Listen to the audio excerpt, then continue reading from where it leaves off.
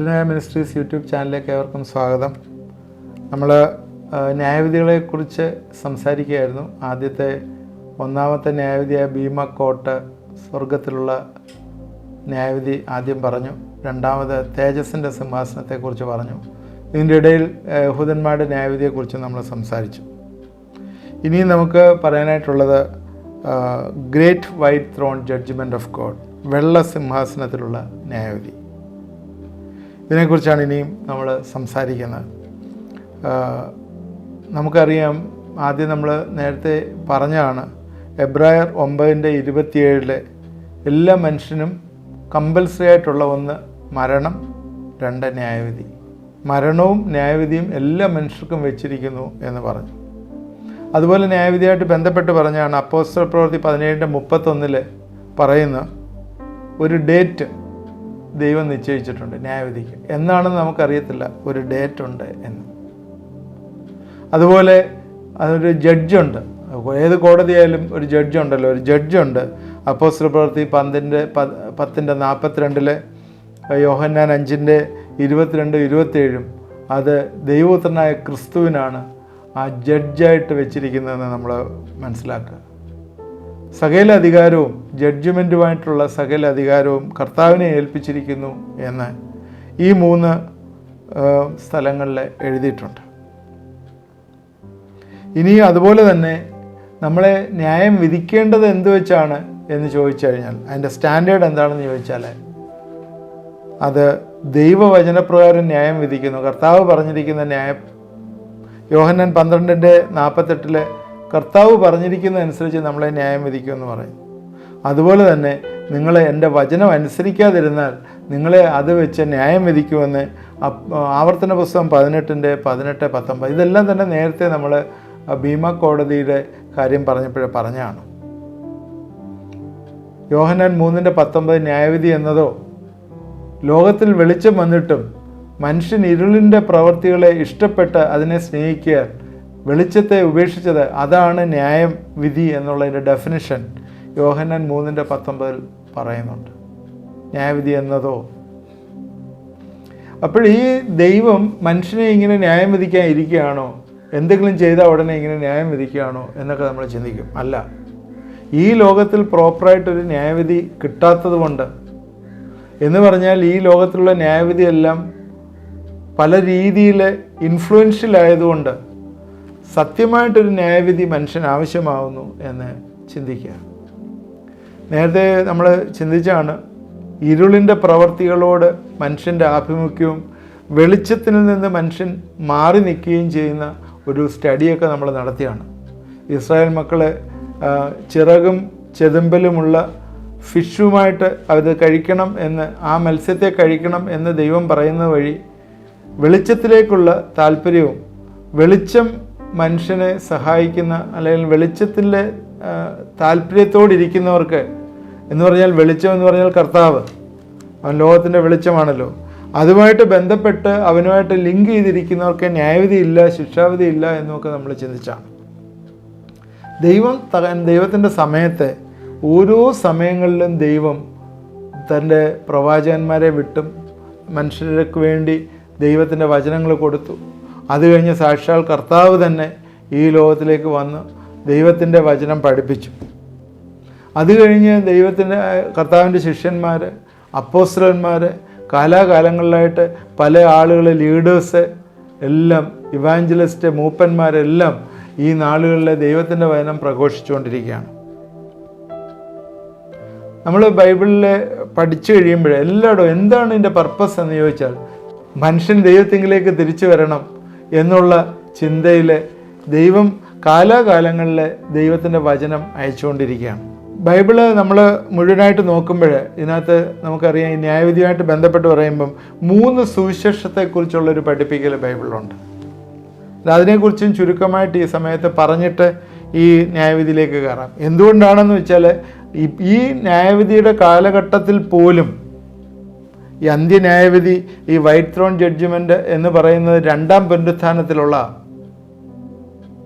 2ാം പുനരുത്ഥാനം എന്ന് പറയുന്നത് ദുഷ്ടന്മാരുടെ പുനരുത്ഥാനം, സകലത്തിലെയും അത് നമ്മളതിലേക്ക് പോരും. അതുകൊണ്ട് ആ സമയത്തും അതുവരെയും എന്ന് വെച്ചാൽ കർത്താവിൻ്റെ മഹത്വപ്രത്യക്ഷത വരെയും ആ സമയം വരെയും ഈ ലോകത്തിൽ സുവിശേഷം അറിയിച്ചുകൊണ്ടേയിരുന്നു. വെളിപ്പാട് പുസ്തകം 4-ാം അധ്യായം കഴിഞ്ഞാൽ 19-ാം അധ്യായം വരെ പിന്നെ സഭയെ കാണുന്നില്ല. ഈ സമയത്ത് ആൻറ്റി ക്രൈസ്റ്റിൻ്റെ ഭരണവും അവന് മേലുള്ള ആക്ഷൻസും ഒക്കെ നടക്കുകയാണ്. ആ സമയത്തും ഇവിടെ സുവിശേഷം അറിയിച്ചിട്ടുണ്ട് എന്ന് പറയുമ്പോൾ നിങ്ങൾ അതിശയിക്കും. അതുകൊണ്ട് സുവിശേഷത്തെക്കുറിച്ച് ചില കാര്യങ്ങൾ പഠിക്കണം എന്ന് ചിന്തിക്കുന്നു, പഠിപ്പിക്കണം എന്നും ചിന്തിക്കുന്നു. 3 ടൈപ്പ് ആയിട്ടുള്ള സുവിശേഷമാണ് ബൈബിളിൽ കാണുന്നത്. സുവിശേഷം എന്ന് പറഞ്ഞാൽ ഒന്നേ ഉള്ളൂ, ഗോസ്പൽ, ദൈവം സംസാരിച്ചത്, ദൈവത്തിൻ്റെ വചനം. അതാരാണ്? ക്രിസ്തു, യേശുവാണ് സുവിശേഷം. അവനിൽ വിശ്വസിക്കുന്നവന് നിത്യജീവനുണ്ട്. അതാണ് സുവിശേഷം, വേറെ ഒന്നുമില്ല. അതാണ് സുവിശേഷം, ഗോസ്പൽ എന്ന് പറയുന്നത്. എന്നാൽ അത് പല രീതിയിൽ പല സമയങ്ങളിലെ ലോകത്തിലെ മനുഷ്യരുടെ ഇടയിൽ വന്നു. യേശുക്രിസ്തുവിൻ്റെ ഈ ഇൻകാർണേറ്റ് ചെയ്ത് അല്ലെങ്കിൽ യേശു ജഡാവതാരമായിട്ട് ഈ ലോകത്തിൽ വരുന്നതിന് മുമ്പ് യേശു ദൈവമായിരുന്നു, ദൈവത്തോടു കൂടെയായിരുന്നു. എന്നാൽ ആ സമയത്തെ ന്യായപ്രമാണത്തിൻ്റെ പീരീഡിലും അതിനു മുമ്പുള്ള മനസാക്ഷി യുഗത്തിലുമൊക്കെ ദൈവം മനുഷ്യന് ഓരോ വെളിപ്പാടുകൾ കൊടുത്തിരുന്നു ദൈവത്തിലേക്ക് തിരിയാനായിട്ട്, പാപം ചെയ്യാതെ ജീവിപ്പാനായിട്ട്. മോശയിൽ കൂടി ന്യായപ്രമാണം വന്നു, അതിനുശേഷം അതുമായിട്ട് റിലേറ്റ് ചെയ്ത് അവരെ പഠിപ്പിക്കാനായിട്ട് പ്രവാചകന്മാരെ വിട്ടു, ലീഡേഴ്സിനെ വിട്ടു, എല്ലാം കാണുന്നുണ്ട്. അതെല്ലാം ഒരു രീതിയിൽ പറഞ്ഞാൽ ഒരു സുവിശേഷമാണ്, ദൈവത്തിലേക്ക് തിരിയുക എന്നുള്ളത്. എന്നാൽ യേശുക്രിസ്തു വന്നതിന് ശേഷമാണ് കർത്താവിൽ വിശ്വസിച്ചാൽ ഉള്ള സുവിശേഷം നമുക്ക് വന്നത്, യേശുവിൽ വിശ്വസിക്കുക എന്നുള്ള ചിന്ത. എന്നാൽ അതിന് ശേഷം എന്താണ്? പരിശുദ്ധാത്മാവ് വന്നതിന് ശേഷം ഇവിടെ കൃപയുടെ ഒരു സുവിശേഷം നമുക്ക് വന്നു. കൃപയുടെ സുവിശേഷം എന്ന് തന്നെ ഡിഫൈൻ ചെയ്യാൻ അപ്പോസ്തല പ്രവൃത്തിയിലും എഫേസ്യയിലും തീത്തോസിലും ഒക്കെ ചില വാക്യങ്ങളുണ്ടെന്നല്ലാതെ കൃപയുടെ ഒരു കാലഘട്ടമായിരുന്നു അത്. എന്ന് പറഞ്ഞാൽ നമ്മൾ ചെയ്യുന്ന പാപങ്ങൾക്കൊത്തവണ്ണം നമുക്ക് ന്യായവിധി ഇല്ലായിരുന്നു എന്നുള്ളതാണ്. കാരണം യേശുക്രിസ്തുവിൽ കൂടിയുള്ള രക്ഷ നമുക്ക് സ്വായത്തമായതിനാൽ നമ്മൾ ചെയ്ത പാപങ്ങൾ നമ്മളെ ഓർക്കാതെ വണ്ണം ദൈവം നമ്മളെ കരുതി അല്ലെങ്കിൽ നമ്മളോട് കരുണ കാണിച്ചു എന്നുള്ളതാണ്. അപ്പോഴേ രാജ്യത്തിൻ്റെ സുവിശേഷമുണ്ട്, കൃപയുടെ സുവിശേഷമുണ്ട്, അതുകൂടാതെ വെളിപ്പാട് പുസ്തകത്തിൽ പറയുന്ന നിത്യസുവിശേഷം ഉണ്ട്. ഇങ്ങനെ 3 ടൈപ്പ് സുവിശേഷത്തെക്കുറിച്ച് ബൈബിൾ റെഫർ ചെയ്യുന്നു. മർക്കോസിൻ്റെ സുവിശേഷം 1-ാം അധ്യായത്തിൻ്റെ 14-15 വാക്യങ്ങൾ. യോഹന്നാൻ തടവിൽ ആയ ശേഷം യേശു ഗലീലയിൽ ചെന്ന് ദൈവരാജ്യത്തിൻ്റെ സുവിശേഷം പ്രസംഗിച്ചു. കാലം തികഞ്ഞു, ദൈവരാജ്യം സമീപിച്ചിരിക്കുന്നു, മാനസാന്തരപ്പെട്ട് സുവിശേഷത്തിൽ വിശ്വസിപ്പിൻ. ഇത് ദൈവരാജ്യത്തിൻ്റെ സുവിശേഷത്തെക്കുറിച്ചാണ്. അതെന്താണ്? യേശുവിൽ വിശ്വസിക്കുക. മത്തായി 3:1-3 വരെ, ആ കാലത്ത് യോഹന്നാൻ സ്നാപകൻ വന്നു യഹൂദ്യ മരുഭൂമിയിൽ പ്രസംഗിച്ചു, സ്വർഗരാജ്യം സമീപിച്ചിരിക്കാൻ മാനസാന്തരപ്പെടുവിൻ. ഇവിടെ പറയുന്നത് സ്വർഗരാജ്യം സമീപിച്ചിരിക്കുന്നു, മാനസാന്തരപ്പെടുക, മനസ്സിനെ ചേഞ്ച് ചെയ്യുക എന്നുള്ളതാണ്. യേശുക്രിസ്തുവിൻ്റെ സമയത്ത് പ്രസംഗിക്കപ്പെട്ട സുവിശേഷം രാജ്യത്തിൻ്റെ സുവിശേഷമാണ്, ദൈവരാജ്യം. യേശു വന്നത് എന്തിനാണ്? ദൈവരാജ്യം സ്ഥാപിക്കാനാണ്, ദൈവരാജ്യത്തിലേക്കുള്ള പ്രവേശനത്തിന് വേണ്ടിയാണ് യേശു വന്നത്. അതുകൊണ്ട് അത് പ്രസംഗിക്കാനായിട്ടാണ്. യേശു പോയപ്പോഴും അത് തന്നെയാണ് പറഞ്ഞില്ലേ, മത്തായി 28:18 നിങ്ങൾ സകല ജാതികളോടും സുവിശേഷം അറിയിക്കാനായിട്ട് പറഞ്ഞിട്ടാണ് യേശു ക്രിസ്തു പോകുന്നത്. രാജ്യത്തിൻ്റെ സുവിശേഷത്തെക്കുറിച്ച് നമ്മളിവിടെ കാണുന്നു. മത്തായി 24:14 പറയുന്നുണ്ട്, രാജ്യത്തിൻ്റെ ഈ സുവിശേഷം സകല ജാതികൾക്കും സാക്ഷ്യമായി ഭൂലോകത്തിലൊക്കെയും പ്രസംഗിക്കപ്പെടും. ദൈവരാജ്യത്തിൻ്റെ സുവിശേഷം അപ്പോൾ അവസാനം വരും. ഇത് നമുക്ക് നിത്യസുവിശേഷമായിട്ടൊന്ന് ലിങ്ക് ചെയ്യാവുന്നൊരു ഭാഗമാണ്. അത് ആ സമയത്ത് ഞാൻ ഒന്നും കൂടെ അത് റെഫർ ചെയ്യാം. മത്തായി 24:14 രാജ്യത്തിൻ്റെ ഈ സുവിശേഷം സകല ജാതികളും സാക്ഷ്യമായി ഭൂലോകത്തിലൊക്കെയും പ്രസംഗിക്കപ്പെടും. ഇനി രണ്ടാമത് നമുക്ക് കൃപയുടെ സുവിശേഷം നമുക്ക് ശ്രദ്ധിക്കാം. കൃപാ കാലഘട്ടത്തിലുള്ള സുവിശേഷമാണത്. അതെന്ന് പറഞ്ഞാൽ ഇപ്പോഴുള്ള സുവിശേഷം കൃപയുടെ സുവിശേഷമാണെന്ന് നമുക്ക് പറയാം. അപ്പോസ്തല പ്രവൃത്തി 20-ാം അധ്യായത്തിൽ 24 4-ാം വാക്യത്തിൽ ഇങ്ങനെ 4-ാം വാക്യം തൊട്ട് ഇങ്ങനെയാണ് പറയുന്നത്: എങ്കിലും ഞാൻ എൻ്റെ പ്രാണനെ വിലയേറിയതായി എണ്ണുന്നില്ല, എൻ്റെ ഓട്ടവും ദൈവകൃപയുടെ സുവിശേഷത്തിന് സാക്ഷ്യം പറയേണ്ടതിനെ കർത്താവായ യേശു തന്ന ശുശ്രൂഷയും തികയ്ക്കണം എന്നേ എനിക്കുള്ളൂ. ദൈവകൃപയുടെ സുവിശേഷത്തിന് സാക്ഷ്യം പറയേണ്ടതിന്, ദൈവകൃപയുടെ സുവിശേഷം. എൻ്റെ പ്രാണനെ വിലയേറിയ എണ്ണുന്നില്ല. അതിൻ്റെ താഴത്തെ വാക്യം വായിക്കുക: എന്നാൽ നിങ്ങളുടെ ഇടയിൽ ദൈവരാജ്യം പ്രസംഗിച്ചു കൊണ്ട് നടന്നവനായി എൻ്റെ മുഖം നിങ്ങൾ ആരും ഇനി കാണുകയില്ല എന്ന് ഞാൻ അറിയുന്നു. പൗലോസിൻ്റെ മരണത്തെക്കുറിച്ച് പറയുന്ന ഭാഗത്തെക്കുറിച്ചാണ് പറയുന്നത്. ഞാൻ നിങ്ങളുടെ ഇടയിൽ ദൈവരാജ്യം പ്രസംഗിച്ച് നടന്നു, എന്നാൽ അത് കൃപയുടെ സുവിശേഷമായിരുന്നു എന്ന് പറയുന്നു. എഫേസ്യർക്ക് ലേഖനം 1-ാം അധ്യായത്തിൻ്റെ 6-ാം വാക്യത്തിലെ അവൻ്റെ പ്രിയനായവനിൽ നമുക്ക് സൗജന്യമായി നൽകിയ തൻ്റെ കൃപാമഹത്വത്തിൻ്റെ പുകഴ്ചയ്ക്കായി, the glory of his grace എന്നുള്ളൊരു വാക്കാണ് അവിടെ ഉപയോഗിച്ചിരിക്കുന്നത്. എന്നാൽ അതിന് അവസാനത്തേക്ക് വരുമ്പോഴത്തേക്ക് രക്ഷയെക്കുറിച്ചുള്ള സുവിശേഷം എന്ന സത്യവേദനം 13-ാം വാക്യത്തിൽ, ഞങ്ങളുടെ രക്ഷയെക്കുറിച്ചുള്ള സുവിശേഷം എന്നുള്ള സത്യവേദനം നിങ്ങൾ കേൾക്കുകയും വിശ്വസിക്കുകയും ചെയ്തിട്ട്. അപ്പോൾ ഇത് കൃപയുടെ സുവിശേഷമാണ്. ഇത് ഈ രക്ഷയ്ക്ക് വേണ്ടി മാർഗമായിരിക്കുന്നത്. അതിന് ബാക്കിയുള്ള കാര്യങ്ങൾ എല്ലാം അതിനകത്ത് ക്രിസ്തുയേശുവിൽ ഒന്നായി ചേർക്കുന്ന കാര്യവും, അതുപോലെ കാലസമ്പൂർണതയിൽ ദൈവം അത് തിരഞ്ഞെടുത്ത കാര്യവും എല്ലാം അതിൽ പറയുന്നുണ്ട്. അതുകൊണ്ട് കൃപയുടെ സുവിശേഷത്തെക്കുറിച്ച് ഉള്ളൊരു റെഫറൻസാണ് ആ പറഞ്ഞത്. തീത്തോസ് 2:11 സകല മനുഷ്യർക്കും രക്ഷാകരമായ ദൈവകൃപ ഉദിച്ചല്ലോ. അവിടെയും അതാണ് രക്ഷാകരമായ ദൈവകൃപ, നമ്മളെ രക്ഷിക്കാനായിട്ടുള്ള ദൈവകൃപ. അതുകൊണ്ട് ഇത് യേശുക്രിസ്തു പരിശുദ്ധാത്മാവിനെ നമുക്ക് അയച്ചതിന് ശേഷം കൃപയാലുള്ളൊരു വീണ്ടെടുപ്പ് നമുക്ക് തന്നിരിക്കുന്നു. പൗലോസിൻ്റെ പഠിപ്പിക്കലിലെല്ലാം അത് വന്നിട്ടുണ്ട്. അത് കൃപയുടെ സുവിശേഷം എന്ന് പറഞ്ഞു. അതെന്താണെന്ന് വെച്ചാൽ അത് സുവിശേഷത്തിൻ്റെ വേറൊരു സൂപ്പർലേറ്റീവ് ഡിഗ്രിയോ അല്ലെങ്കിൽ ദൈവരാജ്യത്തിൻ്റെ സുവിശേഷം മാറ്റിക്കളയുമൊന്നുമല്ല. ദൈവരാജ്യത്തിൻ്റെ സുവിശേഷം എല്ലാവരും ദൈവരാജ്യത്തിലെ അംഗങ്ങളായി തീരുക എന്നുള്ളതാണ്. ദൈവരാജ്യം എന്ന് പറയുമ്പോൾ സ്വർഗത്തിൽ ദൈവം വസിക്കുന്ന സ്ഥലം എന്നുള്ള ഒരു ചിന്തയാണ് അവിടെ വരേണ്ടത്. അവിടേക്ക് നമ്മൾ വരുമ്പോൾ കർത്താവിൻ്റെ മരണത്തോടു കൂടി ആ സാൽവേഷന് വേറൊരു ഡയമെൻഷൻ കൂടി വരികയാണ്. ഞാൻ രക്ഷ നഷ്ടപ്പെടുമോ ഇല്ലയോ എന്നുള്ള 2 എപ്പിസോഡ് ചെയ്തിട്ടുണ്ട്. അതുമായിട്ട് ബന്ധപ്പെട്ട് നിങ്ങൾ ശ്രദ്ധിച്ചാൽ മനസ്സിലാവും. ആ പ്രോസസ്സിൽ കൂടി നമ്മൾ കടന്നു പോകുമ്പോൾ നമ്മൾ പൂർണ്ണമായി രക്ഷ പ്രാപിക്കുക, അത് കൃപയിലാണ് നമ്മൾ ജീവിക്കുന്നത് അതാണ് കൃപയുടെ സുവിശേഷം എന്ന് പറഞ്ഞിരിക്കുന്നത്. നമ്മുടെ സമയം തീരുന്നതുകൊണ്ട് ഞാൻ പെട്ടെന്ന് ഒരു പോയിന്റ് കൂടെ പറയണം, അതുകൂടെ പറഞ്ഞു തീർക്കട്ടെ, ബാക്കി തുടർമാനമായിട്ട് ചിന്തിക്കാം. അടുത്ത നിത്യസുവിശേഷം എന്ന് പറയുന്നൊരു ഭാഗമാണ്. വെളിപ്പാട് പുസ്തകം 14-ാം അധ്യായത്തിൻ്റെ 6-ഉം 7-ഉം വാക്യങ്ങളിൽ ഇങ്ങനെയാണ് വായിക്കുന്നത്.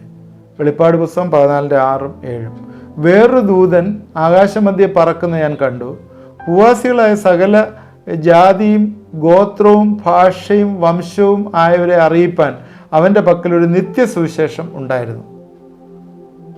ഭൂവാസികളായ സകല ജാതിയും ഗോത്രവും ഭാഷയും വംശവും ആയവരോട് അറിയിപ്പാൻ അവൻ്റെ പക്കലൊരു നിത്യസുവിശേഷം ഉണ്ടായിരുന്നു. ദൈവത്തെ ഭയപ്പെട്ടവന് മഹത്വം കൊടുപ്പീൻ, അവൻ്റെ ന്യായവിധിയുടെ നാഴിക വന്നിരിക്കുന്നു. ആകാശവും ഭൂമിയും സമുദ്രവും നീരുകളും ഉണ്ടാക്കിയവനെ നമസ്കരിപ്പീൻ എന്ന് അവൻ ഉച്ചത്തിൽ പറഞ്ഞുകൊണ്ടിരുന്നു. നമ്മൾ ഈ വായിച്ച ഭാഗത്തിലെ ദൂതൻ സുവിശേഷം അറിയിക്കുന്ന കാര്യമാണ് കാണുന്നത്. യേശുക്രിസ്തു ഈ ലോകത്തിൽ വന്ന് സുവിശേഷം അറിയിച്ചു. അതിനു മുമ്പ് പലരും മനുഷ്യരായിരുന്നു വന്ന് അറിയിച്ചത്. എന്നാൽ ഇവിടെ അന്ത്യകാലഘട്ടത്തിൽ ഇവിടെ പരിശുദ്ധാത്മാവില്ല, സഭയില്ല, വിശ്വാസികളില്ല, അവരെല്ലാവരും എടുക്കപ്പെട്ടു. ഇനിയും ഇവിടെ ആൻറ്റിക്രൈസ്റ്റിന് മേളിലുള്ള 21 ആക്ഷനാണ് നടന്നുകൊണ്ടിരിക്കുന്നത്. ഈ ആക്ഷൻ നടക്കുന്ന സമയത്ത് ഇവിടെ ഭൂവാസികളായിട്ടുള്ള സകല ജാതികളോടും സുവിശേഷം പറവാനായിട്ട് വേറെ ആരുമില്ല. അതിനു മുമ്പ് നമുക്കറിയാം 2 പേര് സ്വർഗത്തിൽ നിന്ന് വന്നവരറിയാം. അതിനകത്ത് മോശയും ഏലിയാവും 2 പേരും ഇവിടെ വന്നു. അവരും ദൈവവചനം അവരും അറിയിച്ചിരുന്നു. എന്നാൽ ഇവിടെ വേറൊരു ദൂതൻ വന്നിട്ടാണ് അറിയിക്കുന്നത്. അന്നേരം ഇതും മത്തായിയുടെ സുവിശേഷം 24:14 കൂടി ചെയ്യുമ്പോൾ സകല ജനവും അറിയാനായിട്ട് ആ സമയത്ത് അറിയാനായിട്ടുള്ള ഒരു കാര്യം ദൈവം ചെയ്തു കഴിയുമ്പോൾ അതിനുശേഷം ഒരു അവസാനം വരുന്നു എന്ന് മത്തായി 24:14 പറയുന്നു. ഇവിടെ നിത്യസുവിശേഷം എന്ന് പറഞ്ഞാൽ ഇനിയിപ്പുറമായിട്ട് വേറൊന്നുമില്ല. സകല ഗോത്രവും സകല ജാതിയും സകല ഭാഷയും സകല വംശവരും അവരെ ദൂതൻ വന്ന് അറിയിക്കുകയാണ് ദൈവത്തിങ്കിലേക്ക് തിരിയാനായിട്ടുള്ള കാര്യം. ഇത് ഞാൻ പറയാനായിട്ടുള്ള കാര്യം എന്ന് വെച്ചാൽ, കാലാകാലങ്ങളിൽ ദൈവം തൻ്റെ നീതി നടപ്പാക്കുന്നതിന് മുമ്പ് ദൈവം തൻ്റെ വചനം തന്നതിന് ശേഷമാണ് ദൈവം നീതി നടപ്പാക്കുന്നത്. അതാണ് ഞാൻ സ്പെസിഫിക്കായിട്ട് നമ്മളോട് പറയാനായിട്ട് ആഗ്രഹിക്കുന്നത്. ആരും തന്നെ നശിച്ചു പോകാനായിട്ട് ദൈവത്തിന് ആഗ്രഹമില്ല. എല്ലാവരും കർത്താവിനെ അറിയണമെന്ന് ആഗ്രഹമുണ്ട്.